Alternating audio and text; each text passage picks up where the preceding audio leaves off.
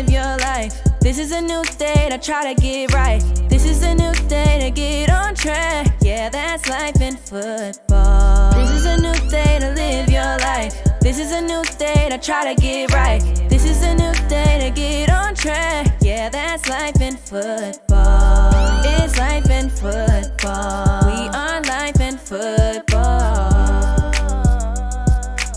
You are now listening to the Life in Football podcast. Check out the new website, lifeinfootball.com. Welcome to the Life in Football podcast, baby. I'm your host, Mike V. And this your co-host, Colin Moore. You know we loving life and enjoying football. Top-notch players all around the world. Top-notch players all around the world. Today, we got Duaron Big Dog Williams. He did his thing at Iowa State. Now, he was on the offensive line, but I'm telling you, man, this guy right here, he was a monster. And he's still out here providing help to the youth. Now he works in the school district. But what I like about Mr. Williams, you know, he know how to have fun. You'll see him on the social media having fun, but at the same time, he gonna put in that work and make sure young people all across the world, whoever he come in contact with, to achieve more and do more, man. And that's what I like. All of us need to be doing that, actually, man. And he got to play in the Big 12, Iowa State, Cyclone. Yes, sir. Ames. And it's amazing because me and Seymour, we actually played JUCO ball in Iowa. We played at Ellsworth College. If y'all pay attention to the podcast, y'all don't know we played it. And so a lot of times, Ames, I would go to a lot of the games because they would recruit me at that time. And Ames, that's where you would go and get on the plane and come back home. And it just was a special place for me, you know. And now we got somebody who actually played ball in that city. So, you know, without further ado, I'm going to go ahead and let Seymour bring him on. How you doing, Duaron? I'm doing well, and yourself? Man, good. It's a blessing to have you on. And it's a blessing to be here today. Now, Iowa State, he went to visit. And he went to a game, whatever. So he saw it. I saw you and I went to their dome, loved it. Wish I could have been there. Then I went to Iowa and seen that. Now that was amazing. You and I was good too, but Iowa was amazing. So it was like the game that I went to. They was playing Purdue, and the punt returner was back there, and the whole crowd hollering his name. Duaron, you're, and they just saying his whole name. I'm like, wow, I would love to be out there. They calling my name. I know they ain't rooting for me, but I love that. So, and then he told me how Iowa State was. So, to get there, know you big time, know you balling. So, how did you actually pick them or end up there? So it's actually quite a funny story. So I had a teammate from high school at Jones, by a guy named Willie Scott. Mm-hmm. He played defensive end with me at Jones High School, and he was a senior my freshman year of high school. Mm-hmm. So he went to Iowa State. Mm-hmm. And when I was taking my visits, I was like, I'm going to go to schools where all my boys at so I can go see all my boys for free. Yeah. I was a big-time recruit. I had over 40 D1 offers, so I kind of already had in my mind where I wanted to go to school at. So I was like, I'm just going to entertain these schools and go on these visits. And I went to Iowa State to see my boy Willie. And literally, the moment I got off the plane, like, the atmosphere changed. Right. And I loved it there, man. And that's a fun fact about Iowa State. It's the only major D1 school whose stadium is named after an African-American, Jack Trice. Right. A lot of people don't know that. Yeah, Trice Stadium. Yeah, the only, you know, and that's major. So I was like, man, this in the middle of Iowa, they love black people. Yeah. So. Yeah, they do. Yeah. Man, when we was in Iowa, now I've been in New York, Buffalo, New York, where it rained and snowed. I ain't never been that cold in my life, ever. So when I came to Iowa for my JUCO, to finish JUCO there, it was cold, but not as cold as Buffalo, because I guess they get the the water and it's coming off Lake Erie and it's get extra freezing. But how did you enjoy your time at Iowa State, being from the Orlando area? I'm assuming, Yes, sir. Man, being from Florida, I had never seen snow before. Same here. My very first time seeing snow was my freshman year in December. We were in bowl prep, getting ready to play in the Liberty Bowl in Memphis, and we got a blizzard, 17 inches of snow overnight. And I remember me and all my boys from Florida, we went out, had a huge snowball fight, had a great time. And, being from Florida, you used to it storming, raining for 2 hours, and then 2 hours later, you can go and go swimming, Yeah. And I remember the next morning, I woke up and I was like, wait, this stuff's still here. Yeah. Stacked up, too. Yeah, and it don't leave, By the time it started melting, it's snowing again. Yep. So it was definitely a big adjustment. I can say I got a lot of false information going up there. Everybody told me you got to put on all this stuff underneath your clothes and all that. Man, I was burning up hot. With all that stuff on. I'm walking around sweating in all those jackets. Yeah. See, I got two little things I'm going to say before I ask you my question. So my game, I actually got to see two Iowa State games. But one of the games I got to see, Iowa State was playing Nebraska. This one, Nebraska was good. Not how some people may see it now. But Nebraska was real good at this time. And they was playing, Iowa State was playing them at home.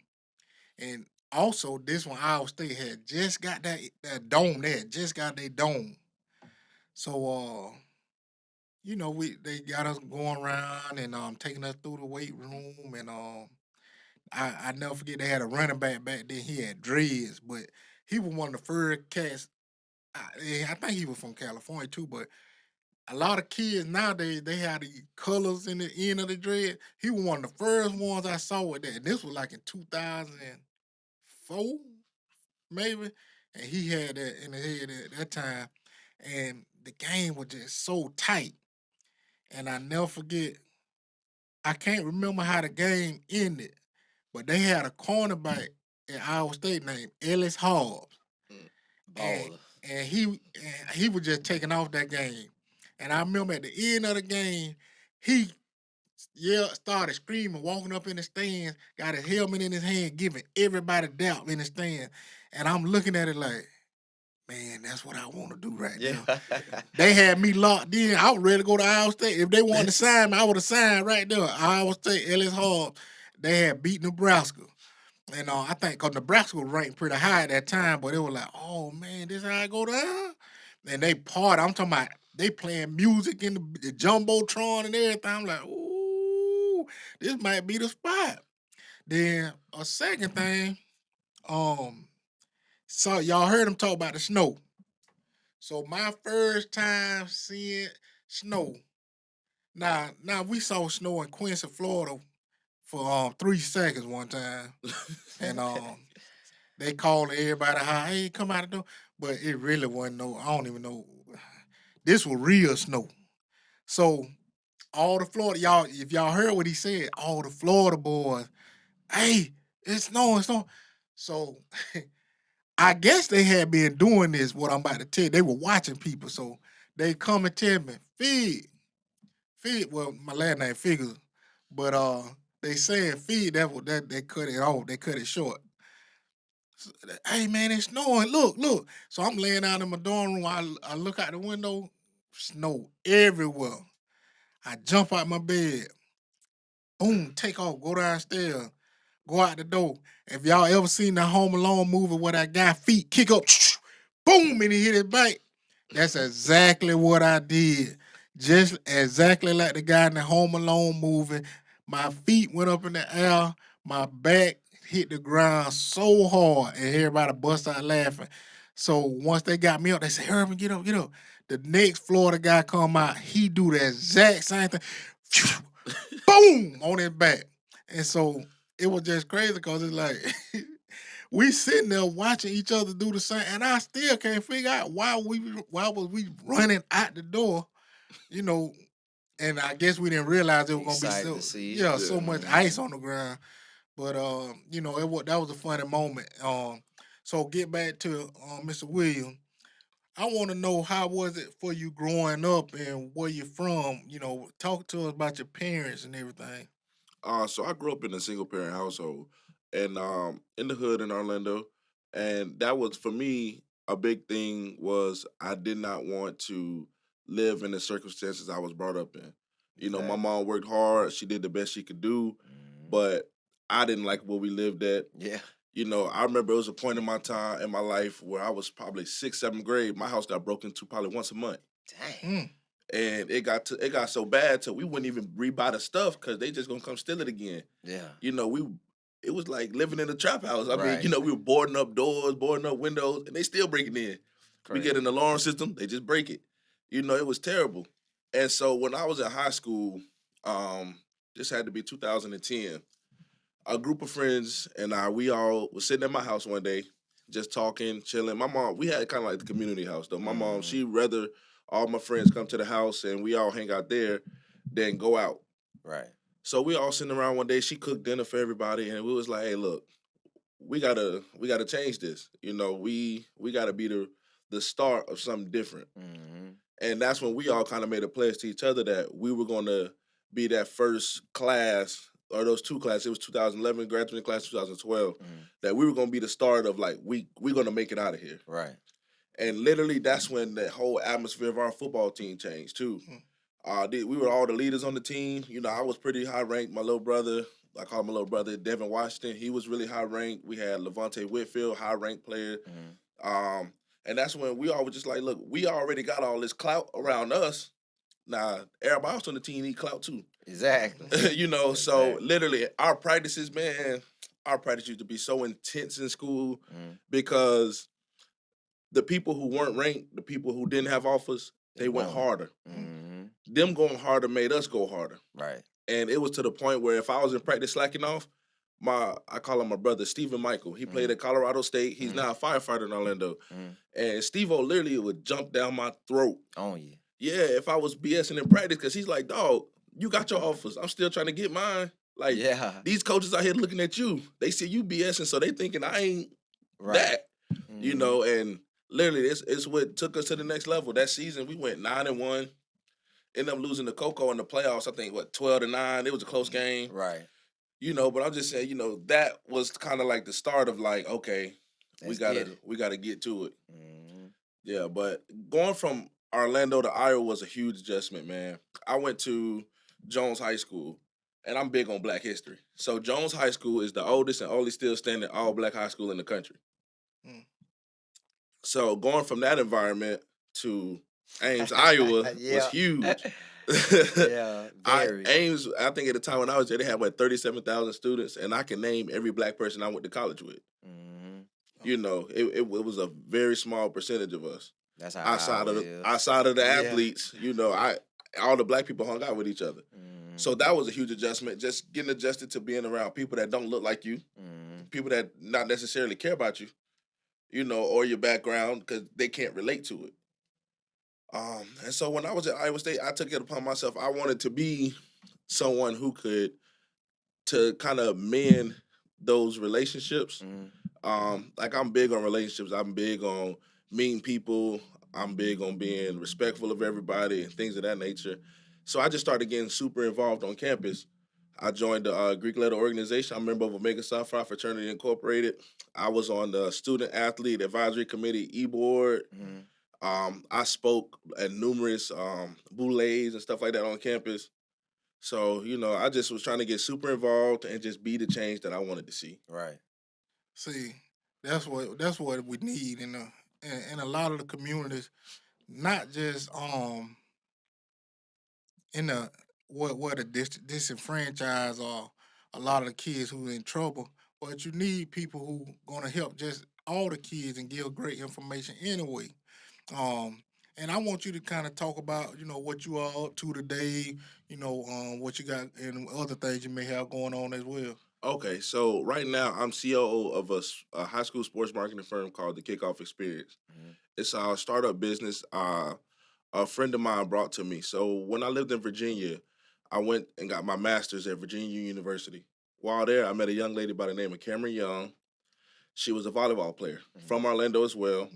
Start talking to her, realized we had a whole lot of connections back home that, you know, just through passing over the years, we just missed each other. Right. You know, her aunt and I went to church since I was 3 years old. Yeah. You know, so it's just in passing, we kind of miss each other. And then we connected in college while she was in undergrad. And she called me one day and was like, hey, let's go have lunch. So we go sit down and she starts telling me about this business and this dream that she has of being able to reach back and help kids get recruited.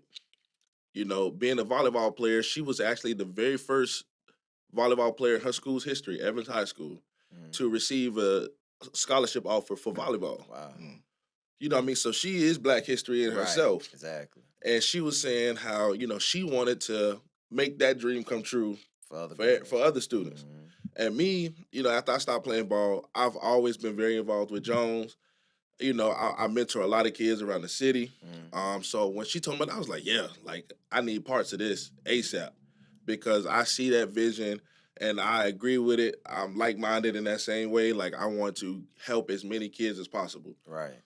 I know so many great athletes, even when I played ball, that if they would have just had the exposure, these kids be all pro somewhere.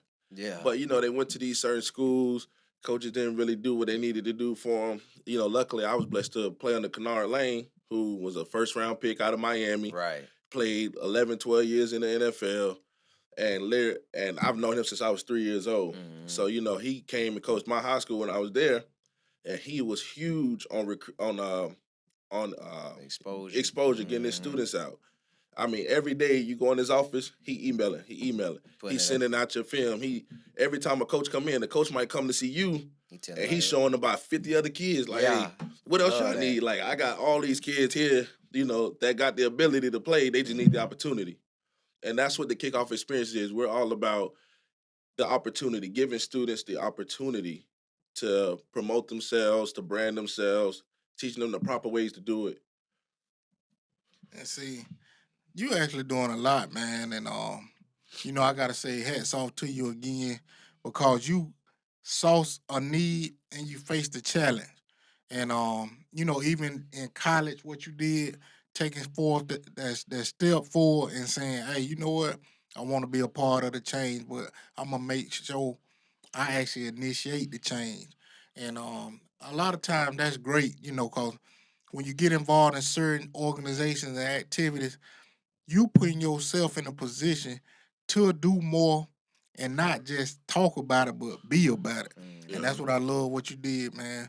And I got to give a shout out to Big Dog Williams again, man, for coming and joining us on this podcast. Orlando, I'm going to say y'all got a legend right here, man. Iowa State, yeah, he did his thing. And you never know what's coming down the road, The man could end up being the governor of the state of Florida. You never know. When he got aspirations and doing such things like that, you got somebody in a positive mind frame who want to do more with less. And I got to give a shout out to him again for coming on this podcast and thank him for sharing his story. And there's going to be a lot of more stories out there. What's going to be yours and how you going to make a change. And with that being said, I'm going to leave y'all how I always leave y'all. Keep your head up and not down, or else you're going to fall to the ground. This is the Life in Football podcast. Catch you next time.